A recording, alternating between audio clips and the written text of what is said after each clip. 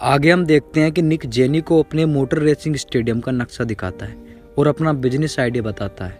यह देखकर जेनी बहुत खुश हो जाती है और खुशी से निक को गले लगा लेती है, लेकिन बाहर खड़ा माइक ये सब देख रहा है और उसे गुस्सा आ जाता है। जैसे ही रात होती है, माइक जेनी के पास आता है। जेनी माइक को रोकते हुए कहती है, अब हम नहीं मिल सकते, कम से कम तब तक तो बिल्कुल नहीं जब तक मेरे पति जिंदा है। यह सुनकर माइक समझ जाता है कि अगर उसे जेनी को पाना है तो निक को रास्ते से हटाना होगा। अगले दिन माइक और जेनी गैराज में मिलते हैं, जहां माइक एक खतरनाक योजना बनाता है। माइक का प्लान सुनकर जेनी घबरा जाती है, लेकिन माइक उसे समझाता है कि यह सब एक दुर्घटना जैसा लगेगा। माइक के भरोसे के बाद जेनी भी इस योजना में शामिल हो जाती है। रात को माइक इस घटना को लेकर बहुत परेशान होता है, लेकिन उसके पास और कोई रास्ता नहीं था। अगले दिन माइक निक को गैराज में ले आता है। निक गाड़ी की मरम्मत के लिए उसके नीचे जाता है, तभी जेनी वहां आती है। माइक के इशारे पर जेनी एक लीवर खींच देती है, जिससे पूरी गाड़ी निक के ऊपर गिर जाती है और निक की मौत हो जाती है। माइक तुरंत जेनी को वहां से सुपरमार्केट भेज देता है ताकि कोई उस पर संदेह न करे। जेनी जब सुपरमार्केट के लिए निकलती है तो गलती से उसके सैंडल पर खून लग जाता है। वह सैंडल को चलते हुए रास्ते में फेंक देती है और सुपरमार्केट जाकर सामान खरीदने लगती है। अचानक जेनी के पास पुलिस का फोन आता है, जिससे वह घबरा जाती है और भागकर घर लौट आती है। घर पर पुलिस मौजूद होती है। पुलिस वाले उसे बताते हैं कि निक की मौत एक दुर्घटना में हो गई है। जेनी वहां रोने का नाटक करती है ताकि पुलिस को कोई शक ना हो, लेकिन पुलिस अधिकारी को माइक और जेनी पर शक हो जाता है। हालांकि सबूत न होने के कारण वह फिलहाल सिर्फ निगरानी करता है।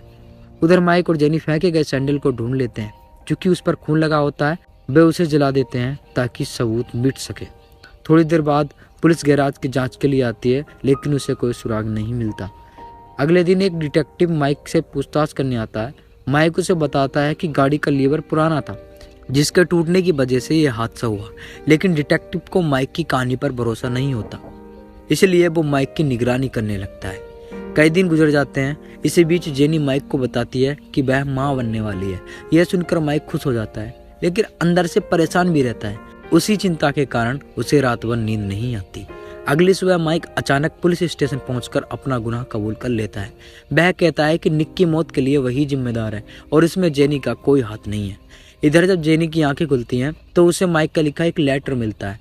माइक ने लिखा था, जब मैं पैदा हुआ था मेरे माता पिता जेल में थे। मैं नहीं चाहता कि मेरा बच्चा भी उसी हालात में जन्म ले, इसलिए मैं खुद को पुलिस के हवाले कर रहा हूँ। कहानी आगे बढ़ती है और हमें सालों बाद का एक सीन दिखाया जाता है। निक का सपना पूरा हो चुका है।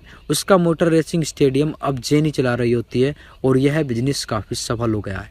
उधर माइक जेल में अपनी सजा काट रहा होता है। जेनी अक्सर माइक को बच्चे की तस्वीरें भेजती रहती है, जिन्हें देखकर माइक को सुकून मिलता है। लेकिन क्लाइमैक्स में हमें एक बड़ा ट्विस्ट देखने को मिलता है।